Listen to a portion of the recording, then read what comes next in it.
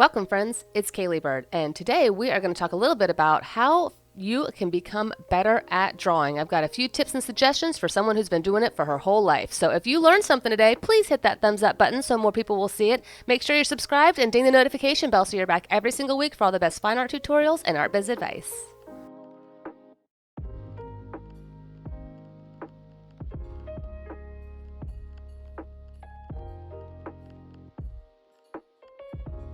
So today's topic sort of answers a question that I've been asked in different forms a few times along the way. Basically, how to become better at drawing. And I've even had someone ask me how to become better at drawing without having to practice a lot.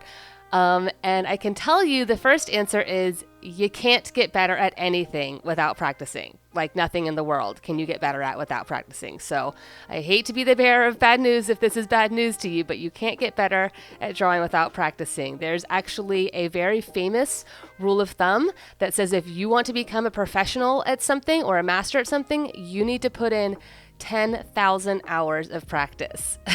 Yeah, I know that sounds a little overwhelming, but honestly, it's not wrong. Now, you don't have to put in 10,000 hours to become pretty good or proficient at drawing or improve your skills, but if you actually want to become a professional, a master at your craft, yeah, you got to think along those lines. So the definitely number one, first and foremost, if you want to get better at drawing, you just have to practice. I know, but you just got to do it.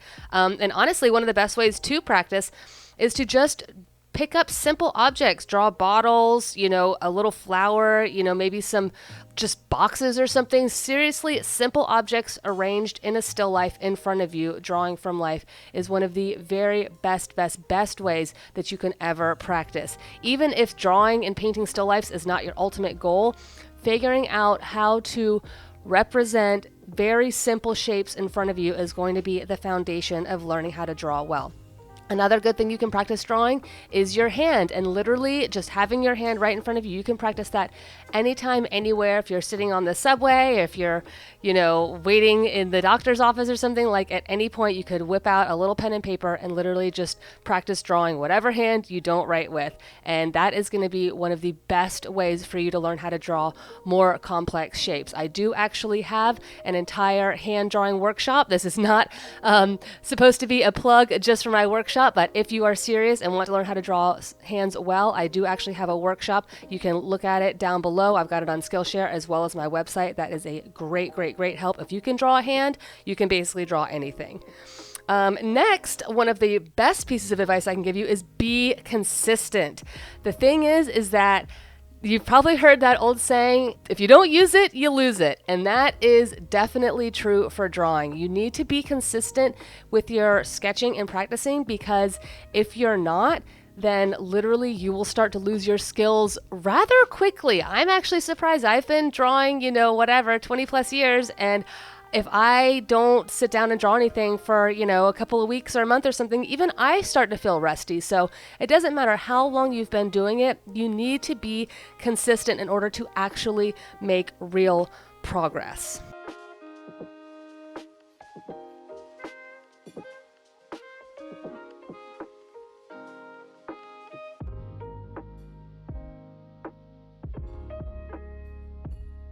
One of the best ways to make sure that you are being consistent and practicing regularly is to carry a sketchbook with you wherever you go. Seriously, I like to have a few different sizes of sketchbooks. So if I want to do something bigger, I've got it. If I want just a little pocket thing or something I can just throw in a bag with me, then I've got, two small sizes for that. So make sure to just have a little sketchbook with you anywhere, or, your iPad or whatever. I know a lot of people like doing digital sketches, and that's just as good.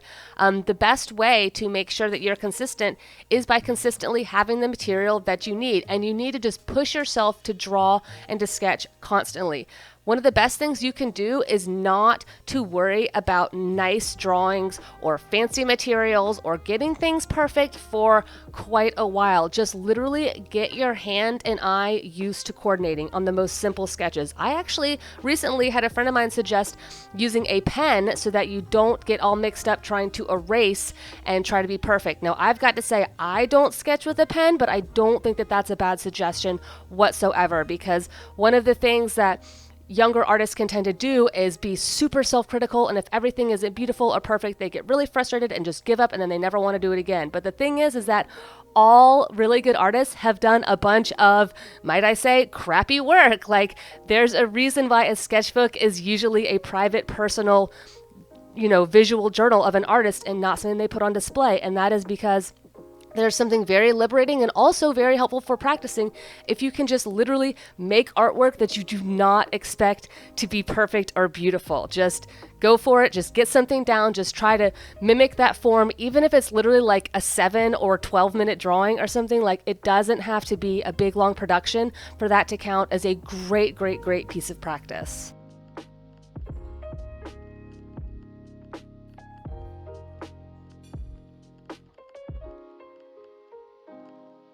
It's good to have a sketchbook to do unimportant work, but when it comes time to doing a real completed piece, something that you really want to be proud of, you need to be willing to correct yourself religiously. Just all the time, constantly. If you see a problem, you need to correct it. Because if you don't, then your hand and your eye is going to get used to having those problems or get used to ignoring them. And that is about the worst thing you can do.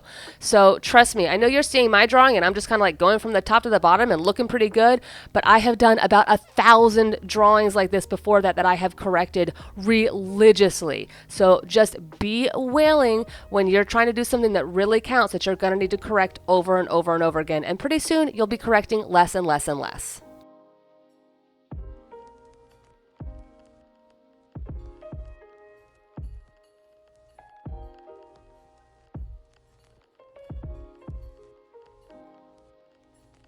One of the best pieces of advice I can leave you with is to take the time to learn to draw correctly in traditional, standard, representational methods. Now, I know a lot of people are like, but I just want to draw comic book characters, and that's fine.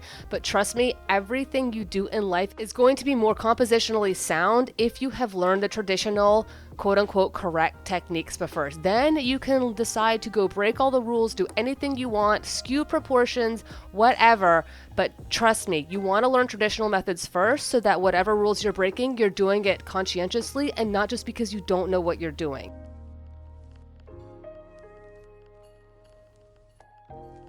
Also, real quick, I wanted to share with you about my model in case you are looking for a fabulous figure drawing reference. I recently discovered Diana Jean on Instagram, and she is actually a figure model that sells sets of her poses. And I thought it was just fantastic that she'll post a lot and then she'll also sell sets, and she takes a donation basis. So if you use one of her works, you can either buy a full set or you can just send her a little donation through Venmo for using something that she's publicly posted, which is what I am doing for this video. So shout out to Diana Jean, find her on Instagram and go buy some of her sets if you'd like some high quality figure drawing references. Thanks so much for being here today, folks. If you enjoyed this video, check out this playlist where I have a bunch of other figure drawings along with Ask an Artist questions and answers. Make sure you've hit that thumbs up button, make sure you're subscribed, ding the notification bell, and come back every single week for all the best fine art tutorials and art biz advice.